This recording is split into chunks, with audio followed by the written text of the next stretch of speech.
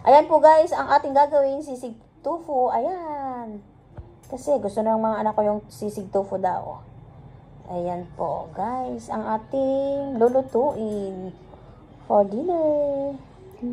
Ayan po guys, may ano na to, asin. Nilagay natin ng asin.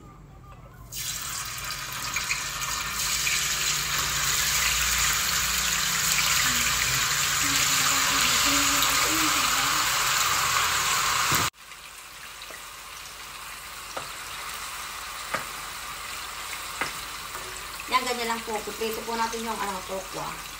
Ganyan. Hintayin natin ano siya, maging crispy ang ating tokwa. Ayan po.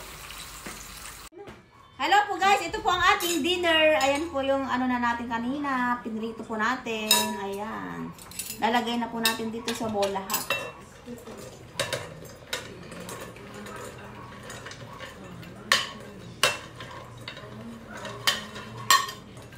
Siya. Ayan. Tapos, lalagay po tayo lalagay na po tayo natin ng sibuyas. Maraming sibuyas. Ayan. Hindi na po sa inyo kung marami kayong maglagay.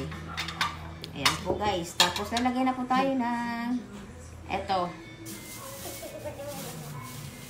Durog na paminta po. Lalagay tayo ng konting asin. Kasi kunti lang kasi may lasa na po yung tokwa po natin. Ayan guys, tapos lalagay po tayo ng calamansi juice. Yan, tsaka maglalagay po tayo ng mayonnaise.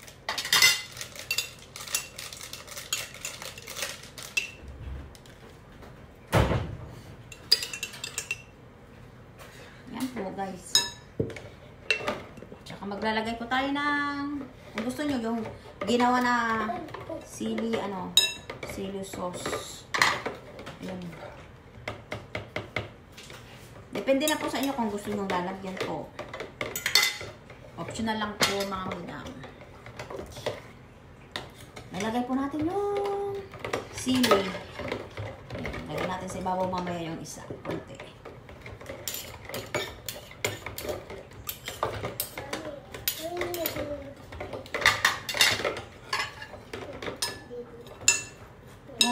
Mix lang po. Ganyan lang po siya. Ganyan lang po, kadali lang po gumawa ng sisig.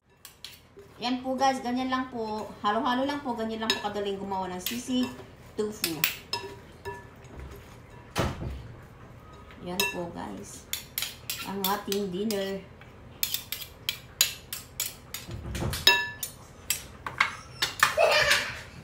Lalagay po natin dito sa ibabaw. Ganyan lang po siya.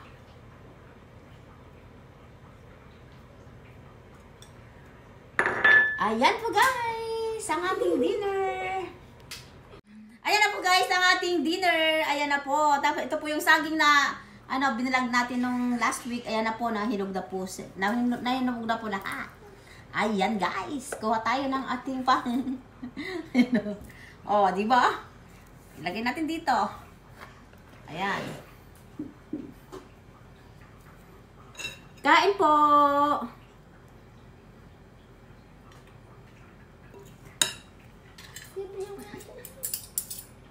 Kain tayo guys. Ito ang ating ulam. Sisig tofu. Ang sarap.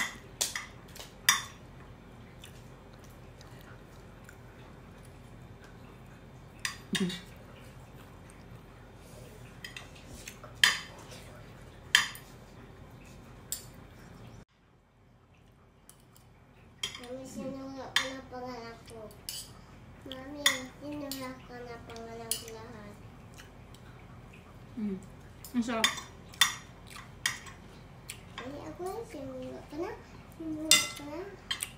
Lasang-lasa po yung kalamansi.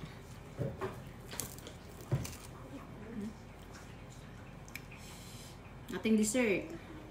Ang ating saging galing po sa ating pananim. Ayan po guys.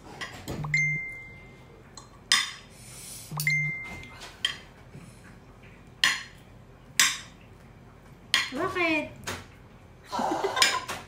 Kain po tayo, guys. Ang sarap.